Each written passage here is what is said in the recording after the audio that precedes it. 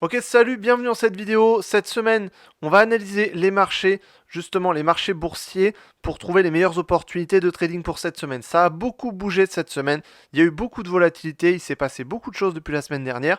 On va voir tout ça. Donc on va d'abord commencer, comme d'habitude, sur les matières premières. Le pétrole, déjà, a beaucoup bougé. On va le voir ensuite sur les actions, sur les crypto-monnaies, ça a beaucoup bougé également. Sur le pétrole, on est passé sous les 70, on repart à la baisse.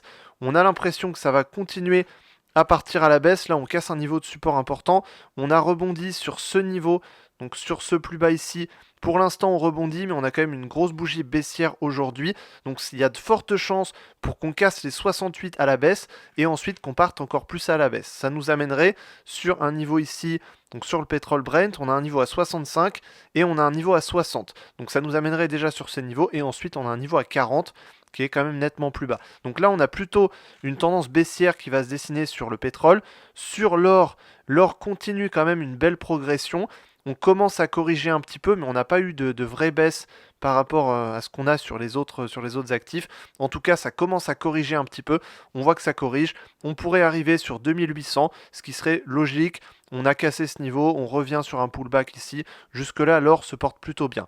Ensuite, les indices. Alors là, ça a beaucoup bougé. Les indices américains, on part à la baisse. On a une grosse bougie baissière aujourd'hui et ça pourrait continuer à partir à la baisse. C'est ça le problème. Donc là, actuellement, on avait une tendance haussière ici. Si on reporte l'objectif de cette tendance haussière, ça nous amène sur un objectif ici aux alentours des 5400, même un peu plus bas. Donc on a un objectif ici à 5400 à la baisse sur les indices américains. Bien sûr, sur le très long terme, sur des années, on reste haussier, mais là, sur le court terme et le moyen terme, on reste vraiment plutôt baissier. C'est assez rare qu'on ait des tendances baissières sur les indices, mais par contre, quand ça arrive, ça peut être assez vif, assez fort. Donc là, on pourrait arriver déjà sur 5400. On voit si le niveau tient ou pas. Si ça tient pas, on part sur 5000 ensuite et sur 4800. Si ça tient, on pourrait peut-être ranger, rebondir un petit peu. Dans un premier temps, l'objectif, il est à 5400 à la baisse. Sur le Nasdaq également, ça chute. On pourrait arriver sur ici, on a le niveau à 19 000 qui est pas loin. Et surtout, on a le niveau à 17 000. Donc on pourrait arriver sur ce niveau à 17 000 à la baisse. Le Dow Jones, pareil, ça part à la baisse.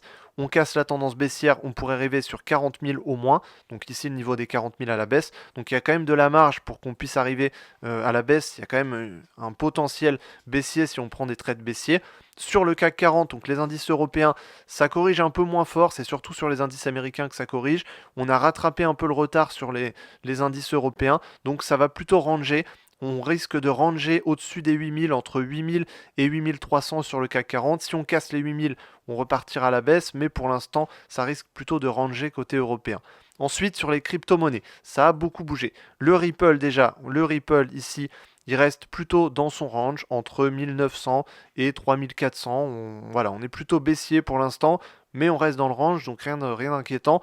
L'Ethereum, lui par contre, l'Ethereum est vraiment en chute complet. Il part vraiment à la baisse. On arrive sur 1900, on va arriver sur 1800, 1700. Donc l'Ethereum est bien baissier.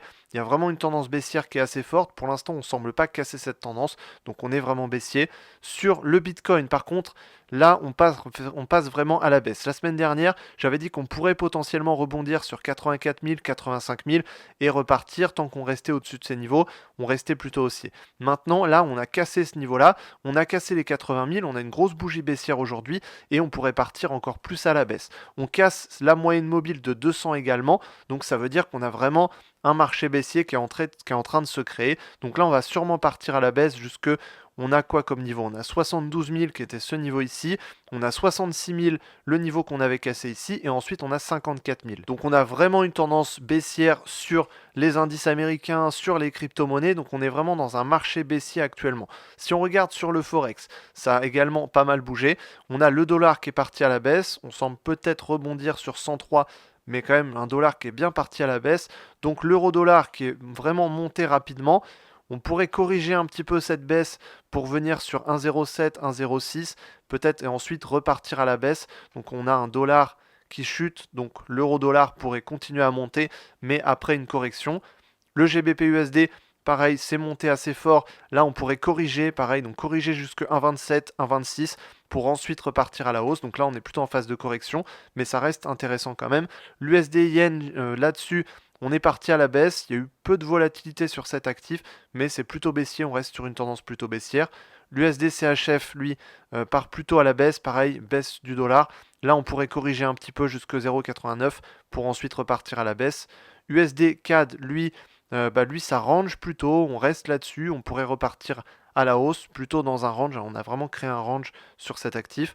Et ensuite, AUD, USD, là, on pourrait repartir à la baisse, donc baisse de l'AUD, peut-être monter du dollar pour corriger un petit peu, mais on a un range de toute façon qui s'est créé ici, entre 0,615 et 0,64. Donc là-dessus, on a un range. Donc selon moi, les meilleures opportunités de trading pour cette semaine, on a le Dow Jones qui a cassé sa droite de tendance haussière, qui pourrait partir fortement à la baisse et suivre les autres indices américains.